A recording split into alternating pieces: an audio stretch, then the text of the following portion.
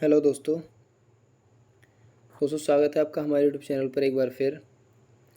आज हम फिर से लेकर आए हैं बीए फोर्थ सेमेस्टर के लिए पॉलिटिकल साइंस यानी राजनीति विज्ञान के 30 वेरी इंपॉर्टेंट एमसीक्यूज़। ठीक है, इससे पहले भी हम 5-6 वीडियो बना चुके हैं इसकी, आप वो जाकर हमारी प्लेलिस्ट में देख सकते हैं और चैनल को सब्सक्राइब कर दें। वीडियो अगर अच्छी लगे तो लाइक करें। मैं आपको बता दूं, इससे पहले जो हमने क्वेश्चंस कवर किए हैं वो यूनिट 1 के क्वेश्चन थे सारे। ठीक है, यूनिट 1 के क्वेश्चन थे। आज हमारी यूनिट 2 शुरू हो गई है। यूनिट 1 में हमने पढ़ा था एंशिएंट थॉट इन वेस्ट। पश्चिम में मतलब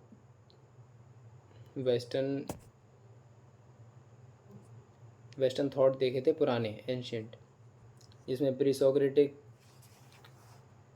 सोक्रेटिस से पहले के और स्टोइक्स के, प्लेटो के, अरिस्टोटल के, एपिक्यूरियनवाद जो था और स्टोइकवाद जो था, स्टोइसिज्म, ये हमने पिछले उसमें देखे हैं। आज हम यूनिट 2 पर आ रहे हैं। यूनिट 2 में दिया गया है मिडाइवल थॉट इन वेस्ट, पश्चिम में मध्यकालीन विचार। ठीक है, जिसमें हम Cicero, Thomas Aquinas, Augustine, renaissance और रिफॉर्मेशन एज तक के हम एमसीक्यूज़ देखेंगे। ठीक है, तो बिना वक्त को गवाए आज का हम पहला क्वेश्चन देखते हैं।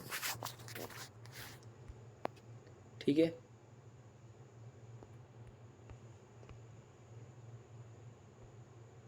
आज का पहला क्वेश्चन है, ईसा भी भेड़ों में रंक और राजा समान रूप से शामिल हैं, अतः पोप को ये पूर्ण अधिकार है कि वे राजाओं के आचरण को नियंत्रित करें।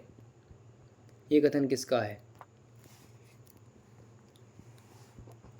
तो ये है आपका ऑप्शन द ठीक हो जाएगा, विकल्प द, पोप इनोसेंट तृतीय। ठीक है, नेक्स्ट क्वेश्चन देखते हैं। क्वेश्चन नंबर 142,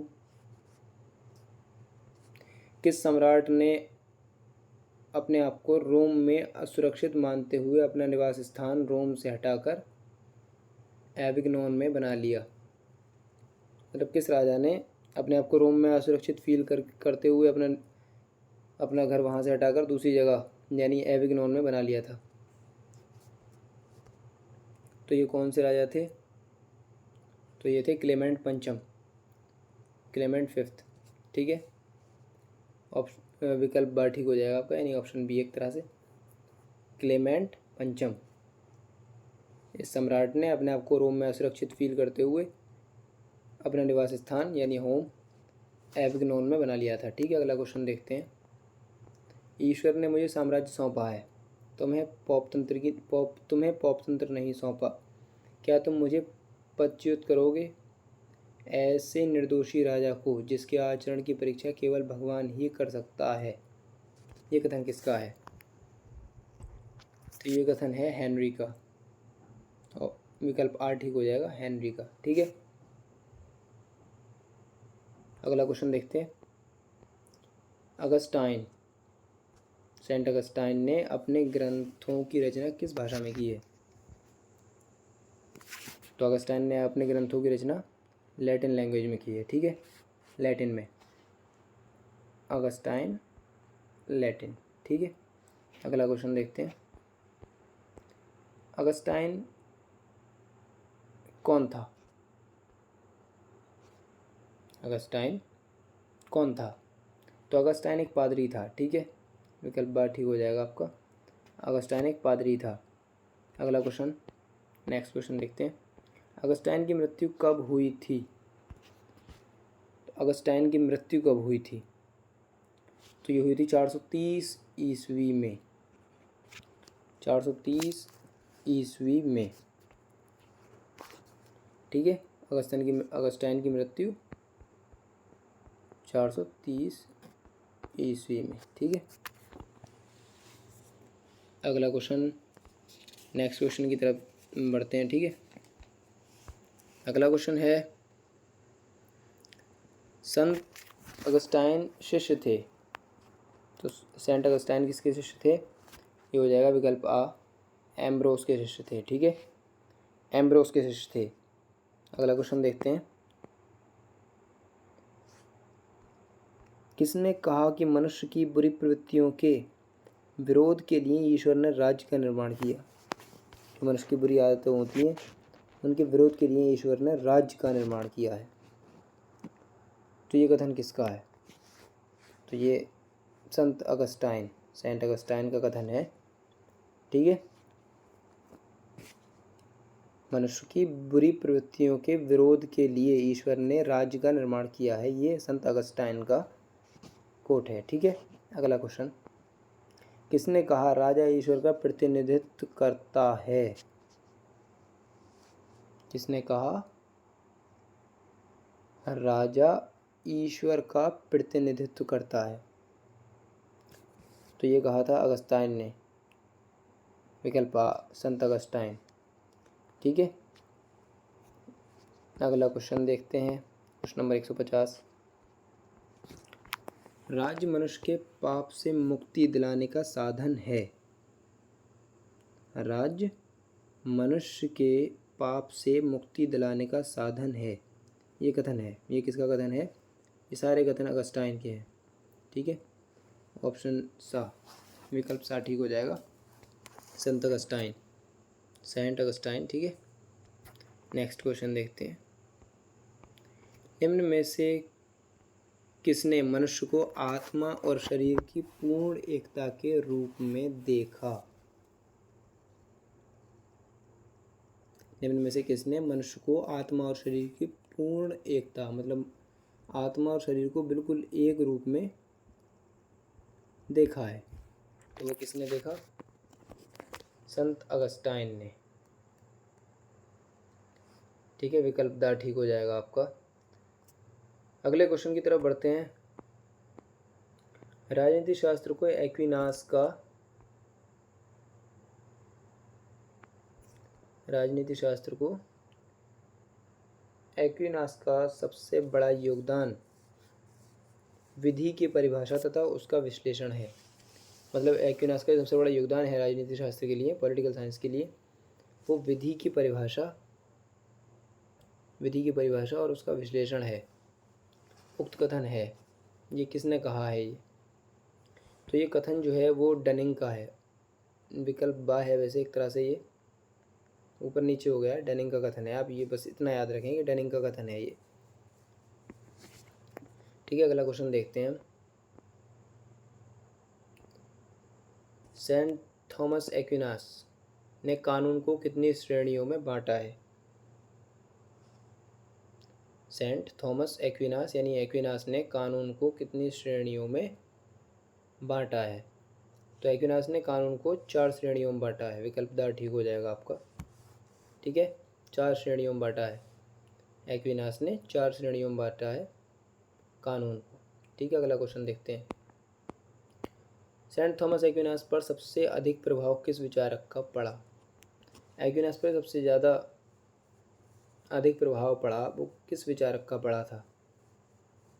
तो सबसे ज़्यादा प्रभाव पड़ा था एक्विनास पर, वो अरस्तू का पड़ा था, विकल्प सा ठीक हो जाएगा। ठीक है, विकल्प सा ठीक हो जाएगा, अरस्तू का सबसे ज़्यादा प्रभाव पड़ा था एक्विनास पर। अगला क्वेश्चन देखते हैं, मध्य युग के समग्र विचार का प्रतिनिधित्व करता है, फोस्टर ने किसके लिए कहा है? मध्य युग के समग्र विचार का प्रतिनिधित्व करता है, फोस्टर ने किसके लिए कहा है ये कथन? तो ये एक्विनास के लिए कहा गया है। ठीक है, सेंट एक्विनास के लिए। अगला क्वेश्चन देखते हैं, ये भी याद रखना है कि फोस्टर ने कहा है और एक्विनास के लिए कहा है। अगला क्वेश्चन है, पोप की सत्ता का समर्थन पोप की सत्ता का समर्थन करने वालों को कहा जाता है? पोप की सत्ता का समर्थन करने वालों को क्या कहा जाता है? नाम के अनुसार पोपवादी। ठीक है, पोपवादी कहा जाता है। अगला क्वेश्चन देखते हैं। धर्म सत्ता तथा राजसत्ता के मध्य संघर्ष का द्वितीय चरण था। धर्म सत्ता और राजसत्ता के बीच में संघर्ष का द्वितीय चरण था, यानी पहला चरण निकल चुका था, तो दूसरा चरण क्या था? तो दूसरा चरण था 1296 से 1303 तक। विकल्प बा ठीक है आपका। ठीक है, अगला क्वेश्चन देखते हैं। सिसरो ने सरकार के कितने रूप माने हैं? सिसरो जो फिलोसोफर थे, उन्होंने कि सरकार के कितने रूप माने हैं? तो सिसरो ने सरकार के 3 रूप माने हैं। ठीक है, विकल्प सा ठीक हो जाएगा आपका। अगला क्वेश्चन देखते हैं। निम्नांकित में से लौकिक सत्तावादी था। इनमें से लौकिक सत्तावादी था, तो इनमें से जॉन ऑफ पेरिस, मार्सिलियो, दांते, ये सभी लौकिक सत्तावादी थे। ठीक है, अगला क्वेश्चन देखते हैं। धर्म सत्ता की शक्ति तथा कार्य क्षेत्र को अत्यधिक विस्तृत किया था। धर्म सत्ता की शक्ति तथा कार्य क्षेत्र को अत्यधिक विस्तृत किया था, तो किसने किया था? सेंट एम्ब्रोस, ग्रेगरी महान तथा ग्रेगरी सप्तम ने, संत अगस्टाइन ने, तो इन सभी ने किया था। ठीक है, विकल्प ता ठीक हो जाएगा आपका, विकल्प दा। अगला क्वेश्चन देखते हैं।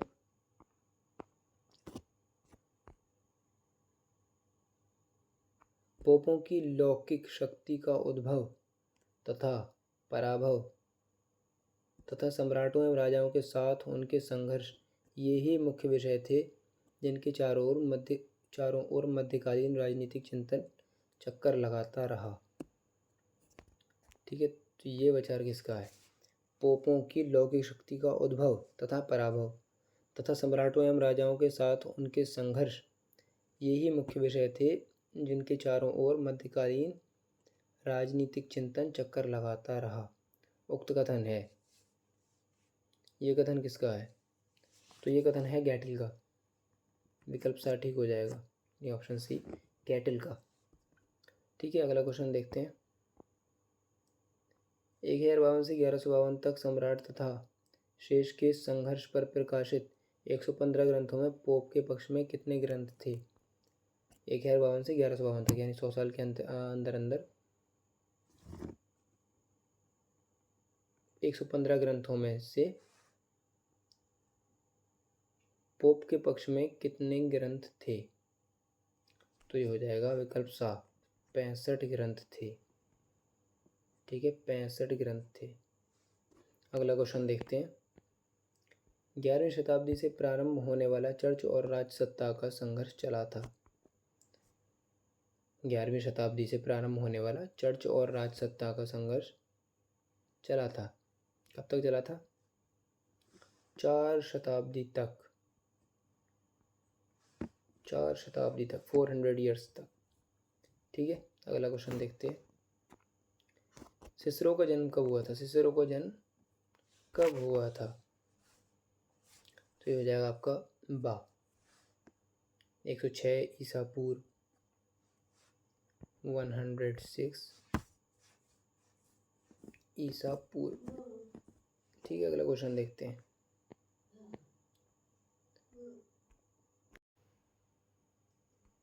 अगला क्वेश्चन है, संत अगस्टाइन की रचना यानी ग्रंथ का क्या नाम था? तो अगस्टाइन की जो बुक थी उसका क्या नाम था? तो उसका नाम था आपका ईश्वर का नगर।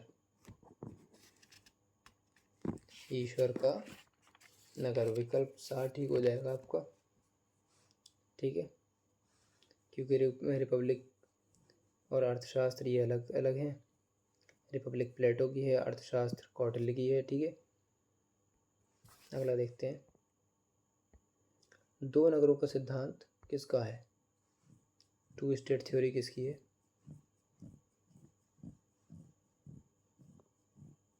तो ये किसका सिद्धांत है? अगस्टाइन का सिद्धांत है ये, ठीक है। विकल्प 60 ठीक हो जाएगा आपका। अगला क्वेश्चन देखते हैं। संत अगस्टाइन के राजनैतिक विचारों का आधार था सामाजिक, आर्थिक, नैतिक और धार्मिक। तो पोप थे वो,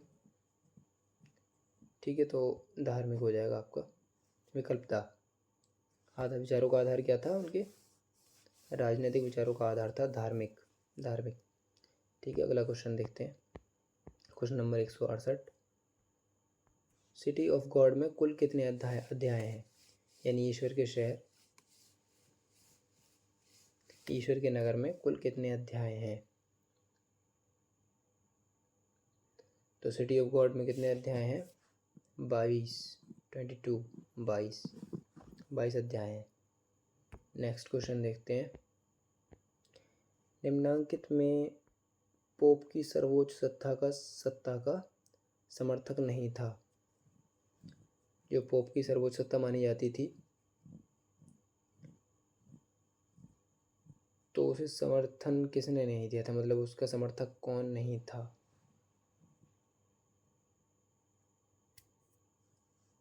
तो ये था आपका ओकमवासी विलियम, ऑप्शन डी। ये बंदा पोप की सर्वोच्च सत्ता का समर्थक नहीं था, ठीक है, ओकमवासी विलियम। आज का आखिरी क्वेश्चन देखते हैं। ये लिखने में थोड़ी गलती हो गई है, 1-2 क्वेश्चन में हो जाता है ये। सिसरो को रोम से कब निर्वासित किया गया? सिसरो को रोम से कब निकाला गया था? तो ये 58 ईसा पूर्व, ठीक है, विकल्प आर ठीक हो जाएगा आपका। 58 ईसा पूर्व में रोम से सिसरो को निकाल दिया गया था, ठीक है। आई होप कि आपको वीडियो पसंद आई होगी। अगर वीडियो पसंद आई हो तो लाइक कर दें और चैनल को सब्सक्राइब ज़रूर कर दें, जिससे हमें होप मिलती रहे वीडियो बनाने की, ठीक है, और मोटिवेशन मिलता रहे। और लाइक और सब्सक्राइब करने से आपका वैसे भी कुछ नहीं जाता, ठीक है। तो वीडियो देखने के लिए धन्यवाद। मिलते हैं अगली वीडियो में 30 क्वेश्चन के साथ पेपर से पहले।